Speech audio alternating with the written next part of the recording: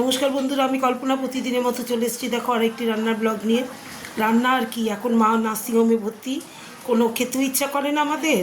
হ্যাঁ, মা থাকলে তাও মার ইসের সঙ্গে একটু গল্প করি, গিয়ে বসি, মার সামনে কথা না বললেও মার সামনে গিয়ে বসি, ওইটাই একটু শান্তি লাগে। এখন তো মা নিয়ে আমাদের রান্নাবান্না খাওয়া দাওয়া কিছুই হচ্ছে না ঠিক মতো।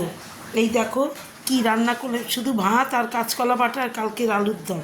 এই আজকে ভাত করেছি, এই যে দেখো এখানে করেছি গরম গরম ভাত, আর একটা কাঁচকলা ছিল আমার, সেই কাঁচকলাটা সেদ্ধ দিয়ে লঙ্কা নুন দিয়ে বেটেছি শিলনোড়াতে, এটা খেতে টেস্ট লাগে। আর এখানে কালকে আলুর দমটা, ও 3 পিস আছে, তিনজন এক পিস করে খেয়ে নেব। হ্যাঁ, রাতে দেখি আলু ভাজা করে নেব, হয়ে যাবে। রাতে এসে আলু ভাজা ভাত খাবো। হ্যাঁ, তাহলে আজকে আমার কালকের বাসি আলুর দম এটা। এই যে আলুর দম, আজকে শুধু টাটকা কাঁচকলা বাটা আর ভাত। এই আর কি করবো বলো, মা থাকলে তাও রান্না করতে। হ্যাঁ, মা নেই এখন, আর কি খাবো? মানে খেতে ইচ্ছা করে না, খেতে বসলেও খেতে পারি না। আলু সিদ্ধ ভাত, আলু ভাজা ভাত, এগুলোই চলছে এখন। তাহলে সবাই একটু প্রার্থনা করো আমার মার জন্য, যেন আমার মা সুস্থ হয়ে যায়, বাড়িতে নিয়ে আসতে পারি ভালো মতন সুস্থভাবে মাকে নার্সিংহোম থেকে।